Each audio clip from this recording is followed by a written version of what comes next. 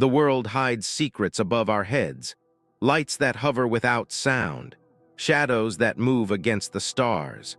For decades, whispers of alien visitors have echoed through our skies. Some call them myths, others call them warnings. Here on X-Site, we dare to look deeper. We dare to ask what's really out there. The wilderness of Allagash, Maine, was a place of silence, an ancient silence that seemed to breathe with the forests and lakes. On a warm August night in 1976, four men, Jack and Jim Weiner, Chuck Rack, and Charlie Follaltz, set out on what they believed would be a quiet camping trip. Their canoe cut across the black water, the surface shining like glass under the pale moon. But above the tree line, something stirred. A single light hung in the night sky, too bright and too deliberate to be a star. The narrator knows what they cannot yet understand. This light is alive. It pulsed slowly like a heartbeat, swelling with a strange, silvery glow. Then, without warning, a beam erupted from it. A narrow, blinding column of white slicing through the trees and striking the lake. Fear gripped the men like a cold hand. They paddled furiously, the water splashing around them, but the beam followed, silent, precise, unrelenting. The light was watching, it was measuring, it was choosing. When they reached shore, time slipped away like sand through fingers. Hours passed, or maybe only seconds. The campfire they had left crackling was now dead, its ashes cold, though they could not recall tending to it. That night their dreams turned into nightmares. They saw corridors of metallic walls, the hum of unseen machines, and tall, gray-skinned beings with enormous black eyes. These beings did not speak with mouths. Their thoughts slid into the men's minds like whispers in the dark. Years later, under hypnosis, the memories clawed back. The four men spoke of a ship that hovered above them, of hands that were not human examining them, and of a feeling that they were both prey and specimens. The narrator knows this truth. On that night in the wilderness of Maine, these four men were taken, and the forest remembers. In the quiet hours of August 27, 1979, Deputy Sheriff Al Johnson drove down an empty road in Marshall County, Minnesota. The world around him was still, broken only by the hum of his engine and the occasional chirp of crickets. But then the radio fell silent, an unnatural silence that pressed against his ears like a weight.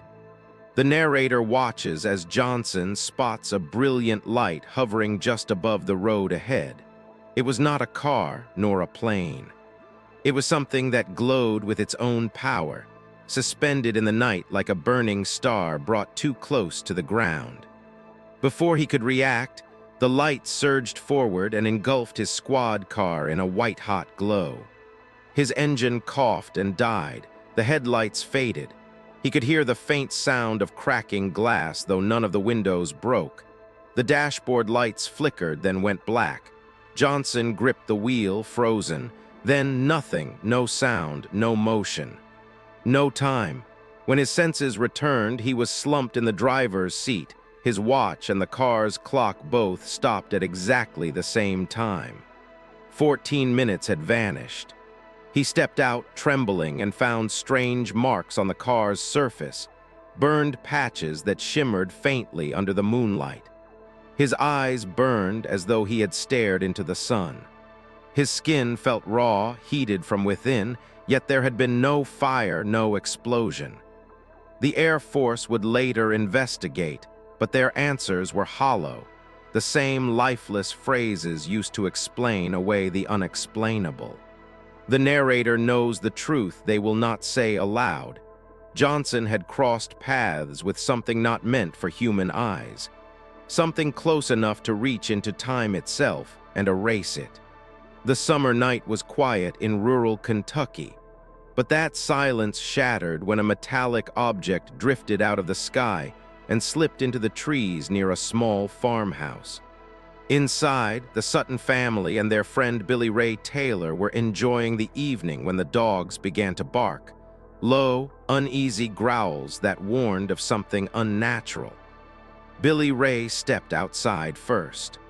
The narrator watches through his eyes as he sees a glimmering object, round and metallic, hovering just above the treetops before disappearing into the shadows. Moments later, he catches movement, a figure emerging from the darkness. It was small, no taller than 4 feet, its skin glinting like wet silver in the moonlight. Large eyes, black and unblinking, stared at him with a strange, predatory calm. Its arms were long, the fingers claw-like yet delicate, and its head was too large for its thin body. The family panicked. They grabbed shotguns and rifles, firing at the creature as it advanced. The bullets struck, but instead of falling, the being floated backward as if weightless, unharmed. Another one appeared at a window, its long claw tapping gently on the glass. The Suttons fired again.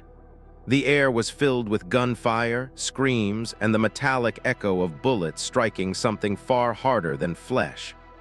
For hours, the beings circled the house, peeking through windows, scratching at doors, as if testing the humans inside. Fear spread like ice through the farmhouse. At last, when dawn broke, the creatures were gone. No footprints remained. No traces of blood or bodies, only the shattered nerves of a family that knew they had faced something not of this world. The narrator knows that the Suttons were not imagining things. Those beings came with purpose and left only when they had seen enough. On June 24, 1947, a private pilot named Kenneth Arnold soared over the clear skies near Mount Rainier, Washington. He was a skilled aviator, a man who knew every sound and shadow of the air. But that day, the sky showed him something that defied all reason. The narrator follows his gaze as he spots a strange flash to his left, then another. 9 metallic objects glinted in the sun, moving in perfect formation. They were not planes. They had no wings, no tails, no visible engines. Instead, they skipped across the sky like stones skimming water, darting faster than any aircraft Arnold had ever seen. The objects were shaped like thin discs, saucers with sharp, reflective edges. They twisted and tilted as they flew, moving with an intelligence and precision that no human machine could match. Arnold estimated their speed at nearly 1,200 miles per hour, impossible for that time. When he landed and reported what he saw, reporters asked him to describe the motion. He said they flew like a saucer skipping on water. The term flying saucer was born.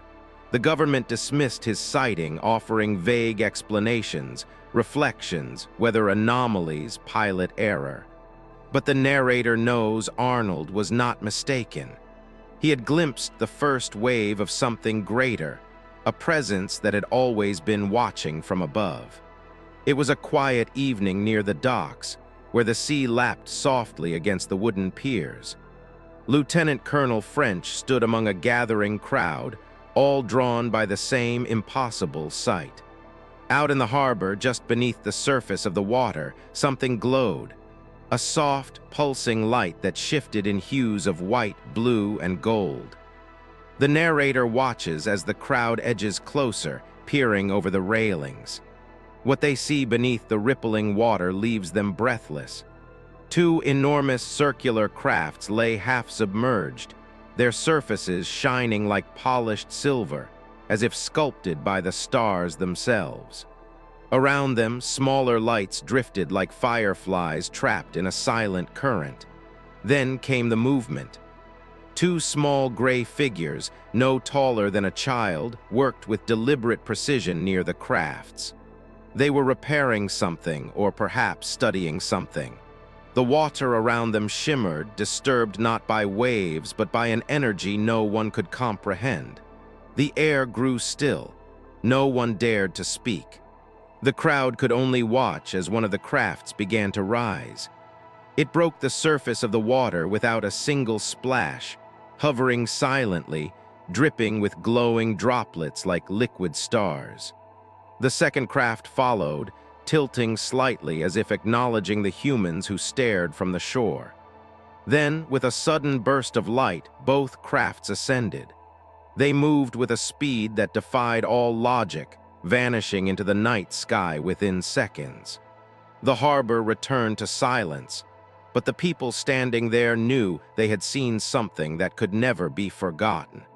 The year was 1975. Above the dark mountains of Mexico, pilot Carlos de los Santos guided his plane through a clear night sky. He had flown this route countless times, but that night, something unseen waited for him among the stars. The narrator senses the moment it begins. A shadow flashes across the cockpit window, then another. Carlos glances to his left and right, and his blood runs cold. 3 objects, dark and metallic, have surrounded his plane. They are silent, but they move like predators circling prey. Then one of them glides directly in front of his nose. It tilts slightly, as if to let him see its shape, smooth, disc-like, and lined with faint lights that pulse with strange rhythm. Carlos grabs the controls, trying to adjust his altitude, but the plane no longer responds. It is as if invisible hands are guiding the aircraft, overriding every command. For long seconds, he feels trapped. The objects hover so close that the cockpit is flooded with their eerie glow. A low humming fills his ears, vibrating deep inside his chest. He senses intelligence behind those dark windows, something watching him, measuring him. Then, just as suddenly as they appeared, the objects break formation. One by one, they dart upward with blinding speed, vanishing into the black night. Control returns to Carlos's hands. His heart races. He knows that if they had wanted to take him, nothing could have stopped them. The narrator understands his fear. It is the fear of being powerless under a gaze that comes from beyond this world. Beneath the frozen waters off Alaska's rugged coast, secrets older than human history may be waiting. Sailors who cross these dark waves tell of strange lights that shimmer beneath the surface, lights that do not belong to any ship or submarine. The narrator drifts through the memory of the HMS Vulture crew in the late 19th century. One quiet night, the men saw something glowing deep below their hull. As they leaned over the deck, the sea erupted with color. 2 massive structures rotated beneath the water, like colossal Ferris wheels of light. Each spoke glowed white and gold, moving in opposite directions as if powered by some unseen energy. The crew was struck by silence. No one spoke, yet everyone felt the same thing, a presence. These were not natural phenomena. These were machines. The narrator sees what they feared to admit. Perhaps these wheels were part of a hidden base, a place where beings not of this world walked through dark tunnels beneath the ocean floor. There are whispers among local fishermen of entrances hidden in the deep, passages leading to chambers glowing with alien light. As the crew watched, the glowing wheels began to sink further into the abyss, fading like dying stars. Within minutes, the ocean was black again, and only the creaking of the ship reminded them that the moment had been real. But the fear stayed with them. They had glimpsed something immense, something that belonged to the deep, a secret the Earth itself seemed desperate to hide.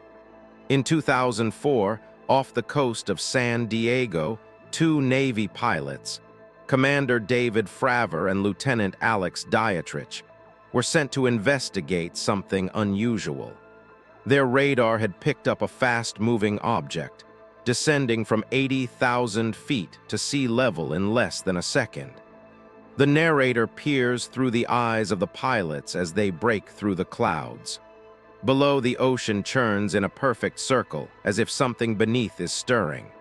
And then they see it, a white oblong craft shaped like a pill, smooth, featureless, without wings or engines. It hovers effortlessly, tilting slightly, as if observing them. Fravor dives closer, circling the object, but the craft reacts. It moves instantly, darting to the left, then to the right, as if gravity is meaningless to it. "It's like nothing I've ever seen," Fravor would later say, and he was right. The narrator knows what comes next. As the pilots lock onto the target, the object vanishes. One moment it is there, real, tangible, and the next it is gone, as if erased from existence. Minutes later it appears again, miles away, exactly where their radar predicts. This was not human technology. The Pentagon would later confirm the footage captured by Navy cameras, calling these objects unidentified aerial phenomena. But no official explanation followed. The narrator feels the unease that never left the pilots. Something in the sky had revealed itself, not by accident but by choice. It was as though the craft wanted to be seen, just long enough to remind them who truly rules the skies. These stories are more than legends. They are questions waiting for answers. What do you think these witnesses saw? Are they telling the truth, or is there something even stranger we haven't discovered yet? Leave your thoughts in the comments. We want to hear your theories. And if you're ready to uncover more hidden truths, subscribe to X Site. The next mystery is already waiting above us.